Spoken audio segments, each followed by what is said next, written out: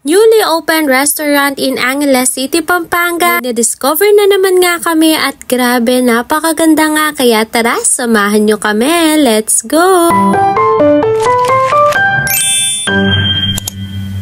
So today, nagpunta kami ng Trattoria Altrovi. Located lang to sa Arena Building, Don Rico Avenue, Malabañas, Angeles City. At eto nga yung building na yon at katabi lang niya yung Lewis Grand Hotel. Hindi naman siya mahirap hanapin. Pwede nyong i-Google Maps or i-Waze nyo. Ganito nga pala yung sa entrance niya. Kitang-kita nyo naman sa labas pa lang ay napakaganda na. Meron din sila for private events. Pwede din kayong magpa-reserve. Ganito nga yung sa labas niya. Pwede nga kayong outdoor at meron din naman sila for indoor kung ayaw nyo sa labas. So ayan, chinek mo na nga namin, ganito pala yung sa loob niya. O, diba? Napakalawak nga ng space nila kahit sa loob o sa labas man at napakadaming available na table. Meron din nga pala silang bar dito na nag-o-offer ng iba't ibang klase ng drink. Eto nga pala yung menu nila. If gusto nyo makita, i-post nyo na lang. Nagsiserve sila ng pasta. Pwede din kayo mamili ng klase ng pasta na gusto nyo. May pizza. You can also create your own pizza. O, diba ang bongga? May main course, iba't ibang klase ng drinks. May coffee,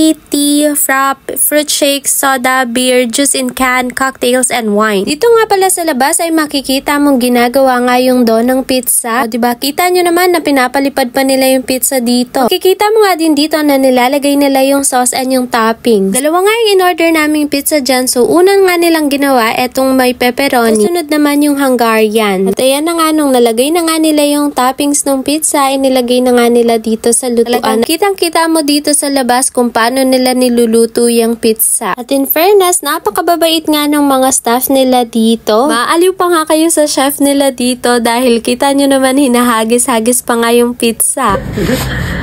Oh, amazing! O, diba? Napakagaling nga. Nabawasan pa nga ng isang pepperoni. Ano ba yan? Bilang na bilang ko pa naman yung pepperoni dyan. Char. Ito siguro yung secret ng pizza nila dito. Pinapalipad nila. Char.